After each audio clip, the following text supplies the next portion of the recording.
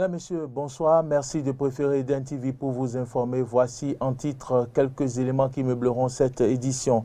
À suivre dans ce journal, l'atelier de lancement de la vulgarisation du code d'éthique et de la déontologie des comptables des matières à l'Infosec de Cotonou. 22 février, célébration de la Journée internationale du scoutisme, un mouvement d'éducation des jeunes répandus dans le monde entier. On en parlera dans cette édition. Près de 8 millions d'électeurs étaient aux urnes ce dimanche au Niger pour désigner leur nouveau chef de l'État. Une alternance démocratique inédite depuis 60 ans. Ce sera tout pour le sommaire de ce journal. Le développement, c'est maintenant.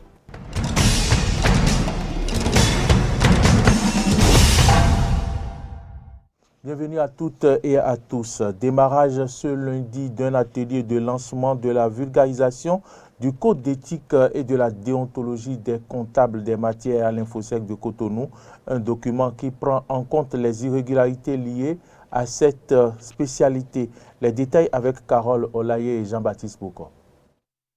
Ils sont des comptables de l'administration publique et à travers cette rencontre, ils prendront connaissance du contenu du code d'éthique et de la déontologie de la comptabilité des matières.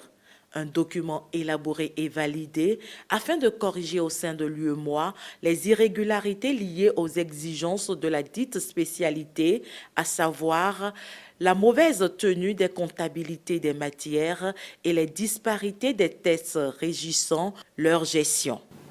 La mise en œuvre d'une comptabilité des matières normatives requiert des référentiels comptables adéquats. L'absence de ces référentiels conduit à une approximative de la comptabilité patrimoniale. Au cours de cet atelier, les formateurs s'appesantiront entre autres sur les régularités des actes de gestion des matières dans le cadre des tâches assignées aux participants. Nous vous avions invité à cet atelier, pas pour vous faire former, mais pour accompagner les formateurs. Vos expériences en contrôle et vérification nous aideront à compléter notre problématique. Je compte sur vous pour donner des cas spécifiques sur vos structures au fin d'enrichir nos échanges.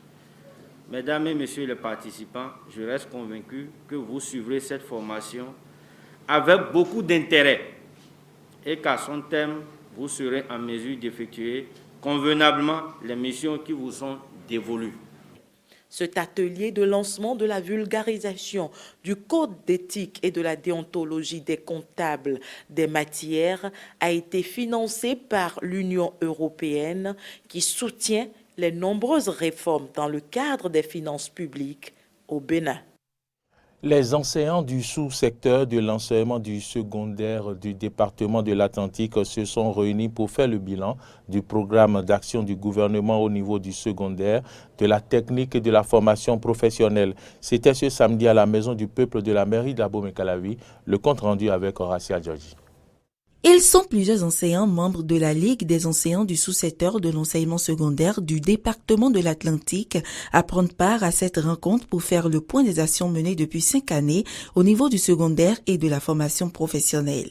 Des actions qui facilitent aujourd'hui, selon eux, leurs conditions de vie et de travail et qui ont surtout permis de mettre fin aux grèves perlées. Les actes de reclassement et autres ne sont plus objets de corruption. Nous sommes tranquilles chez nous et les actes sortent, les salaires sont améliorés, les avancements et autres, même les rappels, on n'a plus besoin de courir au ministère des Finances. Le gouvernement a compris que le taux de chômage dépend de plus en plus de la qualité de la formation que nous donnons à nos enfants aujourd'hui. Et sur ce fait, la tendance, c'est l'enseignement technique et professionnel.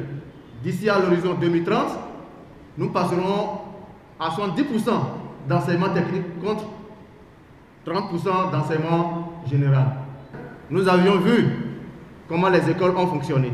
Sans les grèves, comment le temps scolaire, on arrive toujours à terme de ce temps scolaire. Tout ceci grâce à la limitation des droits de grève. Cette démarche des enseignants a été soutenue par la présence du maire de la commune d'Abomey-Calavi, Angelo Arondinou, et de l'honorable Epiphane Renfort. L'enseignant est le point de départ de tout. On ne peut pas parler du développement sans toucher à l'enseignement depuis la base. L'enseignant, c'est le socle du développement. Et si nous nous référons au mot qui mine le développement, vous verrez que le dénominateur commun, c'est la corruption. Ces enseignants s'engagent à œuvrer de par leur travail pour la consolidation des acquis du PAG au profit de l'enseignement. Les comités communaux de campagne CCC et les comités de campagne d'arrondissement CCA se sont retrouvés ce samedi 20 février 2021 au Palais des Congrès de Cotonou. Objectif, outiller les comités pour la mobilisation des électeurs dans le cadre des élections présidentielles d'avril 2021. Compte rendu, Laurette Kankangbe et Damien Pedro. Les comités communaux de campagne et les comités de campagne d'arrondissement CCC et CCA se sont retrouvés ce samedi 20 février 2021 au Palais des Congrès de Cotonou.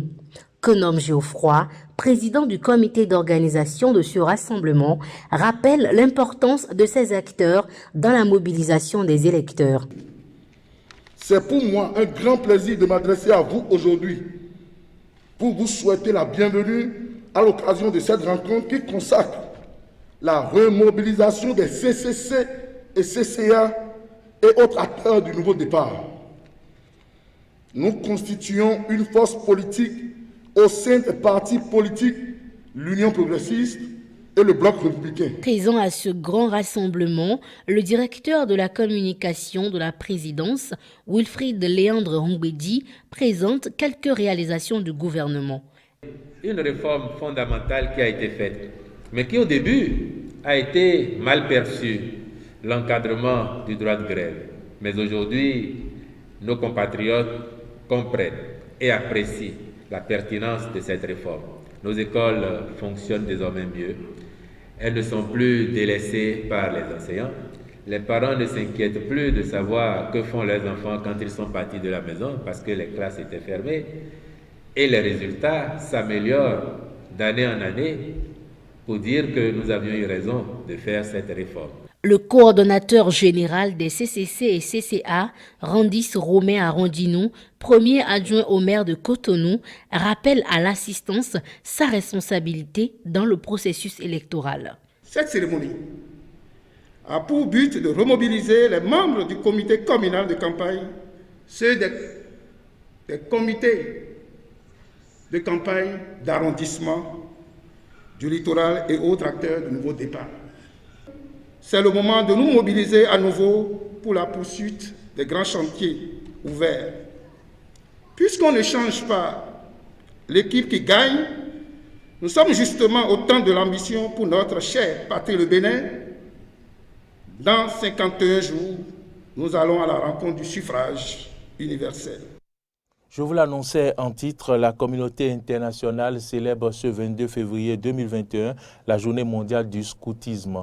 Dénommée Thinking Day, cette journée marque la naissance de Baden Powell, père fondateur de ce mouvement d'éducation des jeunes répandu dans le monde entier. Quelle est l'importance du scoutisme pour la jeunesse?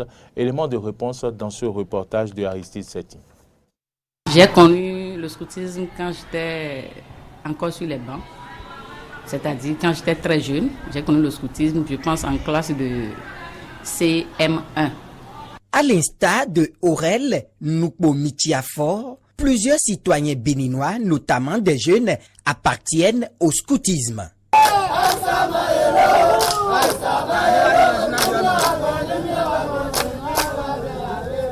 Une association à but non lucratif et centrée sur le volontariat qui, au fil des années, a su trouver sa place dans la société à travers les jeunes qui se dévouent afin de rendre leur pays meilleur au quotidien. Malgré la présence du mouvement scout au Bénin, nombre de jeunes n'ont pas une bonne connaissance du scoutisme.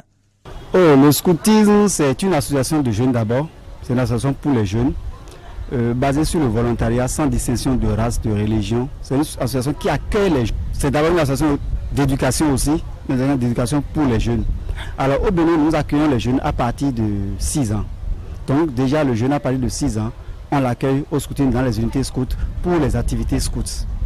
Le scoutisme béninois subdivisé en des régions optimise ainsi l'apprentissage des jeunes à travers différentes activités bien variées telles que les formations, des randonnées, des camps, des jeux, des moments de méditation et des causeries. Lesquelles activités apportent un équilibre majeur dans la vie des jeunes d'aujourd'hui qui sont parfois contraints de concilier les études, autres occupations et leur engagement scout.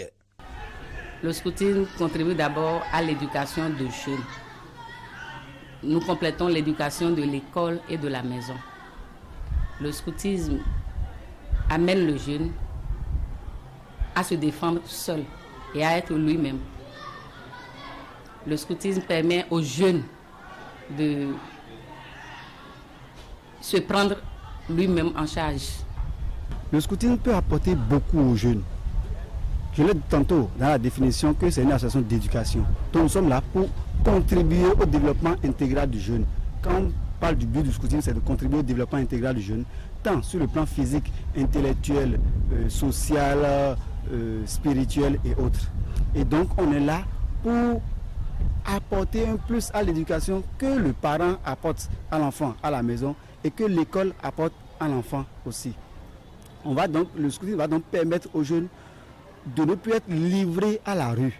La commissaire nationale chargée de la promotion du genre du scoutisme béninois invite les jeunes et leurs parents à faire confiance à cette association éducative qui fait grandir les jeunes en leur faisant découvrir la nature, la vie en communauté et en leur transmettant des valeurs universelles de respect, de partage et de dépassement de soi. Aux jeunes, je dirais de nous faire confiance, de faire confiance aussi à leurs pères, c'est-à-dire leurs amis qui sont scouts, de laisser cette réticence qui est en eux et de venir vers nous. Je suis sûre qu'une fois adhérés au scoutisme, ils vont aussi gagner un de plus. Je dirais aux parents de nous laisser les enfants, de laisser les enfants venir au scoutisme. Faut-il encore le rappeler? Le scoutisme est né en 1907 de l'initiative d'un seul homme, Robert Stephenson Smith Baden-Powell, lieutenant général de l'armée britannique.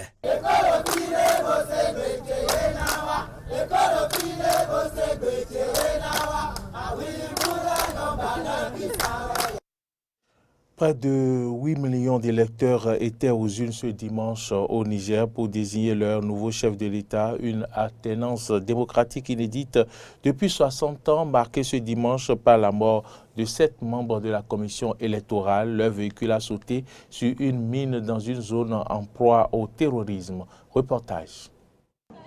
Le second tour des élections présidentielles entaché par un nouveau drame. Alors que la population votait pour élire son nouveau président, le Niger a connu la perte d'agents électoraux.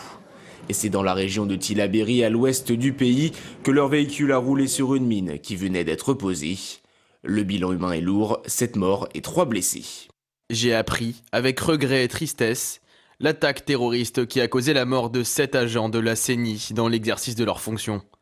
En cette circonstance douloureuse, j'adresse mes condoléances aux familles des victimes et souhaite un prompt rétablissement aux blessés.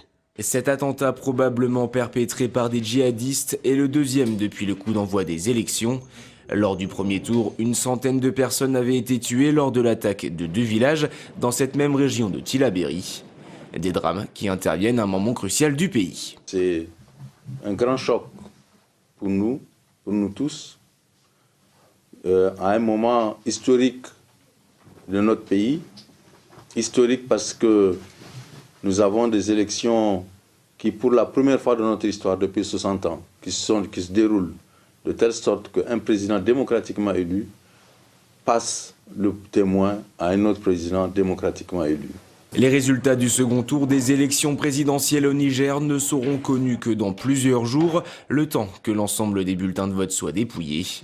Les électeurs avaient le choix entre 2 candidats, Mohamed Bazoum, fidèle du président sortant, et Mahaman Ousmane, ancien président de la République dans les années 90. Le futur chef d'État nigérien aura donc fort à faire dans un territoire où l'insécurité règne. Le Niger est régulièrement visé par des groupes djihadistes affiliés à l'État islamique à l'ouest et par Boko Haram à l'est du pays. L'Algérie fête les 2 ans du mouvement populaire Irak, de la chute de l'ancien homme fort Abdelaziz Bouteflika au geste d'apaisement du nouveau président Abdelmadjid Tebboune ce jeudi. Retour sur ces 2 années de contestation inédite en Algérie avec nos confrères de la RT France. Le 22 février 2019, une annonce va déclencher la colère de la rue algérienne. Le président Abdelaziz Bouteflika, particulièrement affaibli, fait part de son souhait de briguer un 5e mandat. Dans la foulée, des milliers d'Algériens descendent manifester dans les rues des grandes villes du pays.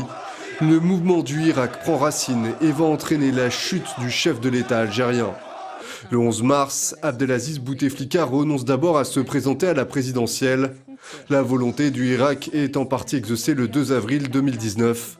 Abdelaziz Bouteflika accepte de démissionner. Mais pour les manifestants, c'est insuffisant. Ils réclament le départ des proches du président démissionnaire ainsi que des généraux qui dirigent le pays en coulisses. Abdelkader Ben Salah est nommé président par intérim le 9 avril 2019. 2 mois plus tard, il appelle à un dialogue lors d'un discours télévisé après le report de la présidentielle. Je vous appelle tous à opter pour la voie du dialogue inclusif en vue de tracer une feuille de route devant aider à l'organisation par l'État du scrutin dans les meilleurs délais. Dans la rue, le Irak continue de maintenir la pression. Des manifestations pacifiques se déroulent tous les vendredis, en particulier à Alger. La présidentielle est finalement fixée à la fin 2019.